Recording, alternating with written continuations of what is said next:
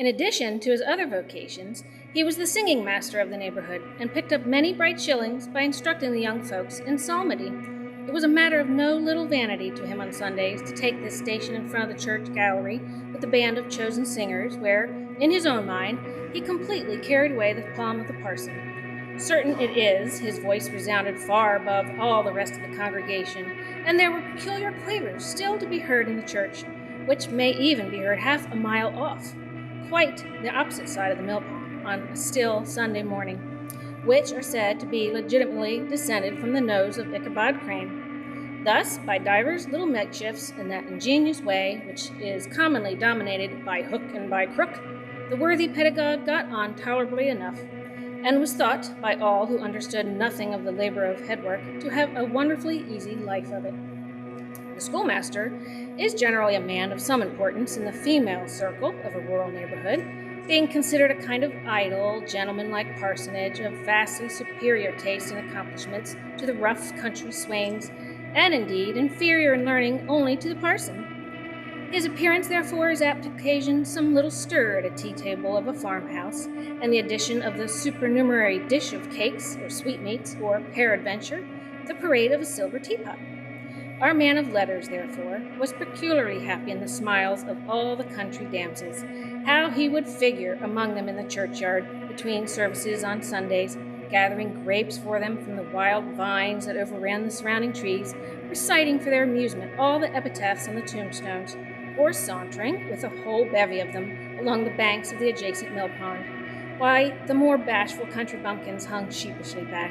envying his superior elegance and address. From his half-itinerant life, also, he was a kind of traveling gazette, carrying the whole budget of local gossip from house to house, so that his appearance was always greeted with satisfaction. He was, moreover, esteemed by the women as a man of great erudition, for he had read several books quite through, and was a perfect master of Cotton Mather's A History of New England Witchcraft, in which, by the way, he most firmly and potently believed. He was, in fact, an odd mixture of small shrewdness and simple credulity.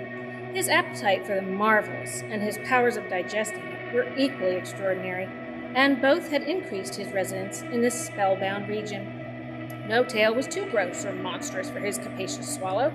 It was often his delight, after his school was dismissed in the afternoon, to stretch himself on the rich bed of clover bordering the little brook that whimpered by his schoolhouse, and there con over Mather's dire tales until the gathering dusk of evening made the printed page a mere mist before his eyes. Then, as he wended his way by swamp and stream and awful woodland to the farmhouse where he happened to be quartered, every sound of nature at that witching hour fluttered his excited imagination, the moan of the whippoorwill from the hillside, the boding cry of the tree frog, the harbinger of storm, the dreary hooting of a screech owl, or the sudden rustling in the thicket of birds frightened from their roost. The fireflies, too, which sparkled most vividly in the darkest places, now and then startled him, as one of uncommon brightness would stream across his path, and if, by chance, a huge blockhead of a beetle came winging his blundering flight against him, the poor varlet was ready to give up the ghost, with the idea that he was struck by a witch's token. His only resource on such occasions, either to drown thought or drive away evil spirits, was to sing psalm tunes, and the good people of Sleepy Hollow, as they sat by their doors on an evening, were often filled with awe at hearing his nasal melody, "In linked sweetness long drawn out," floating from the distant hill or along the dusty road.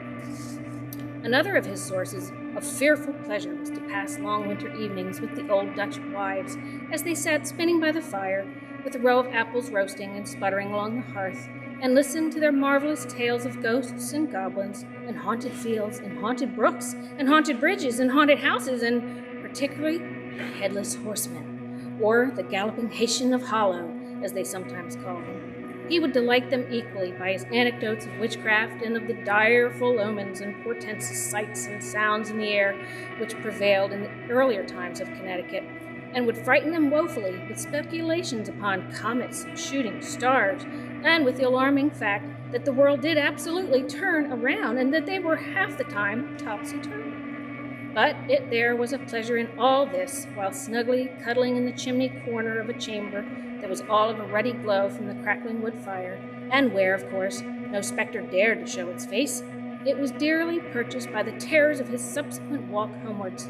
What fearful shapes and shadows beset his path amid the dim and ghastly glare of a snowy night, with that wistful look at his eye ever-trembling ray of light streaming across the waste fields from some distant window.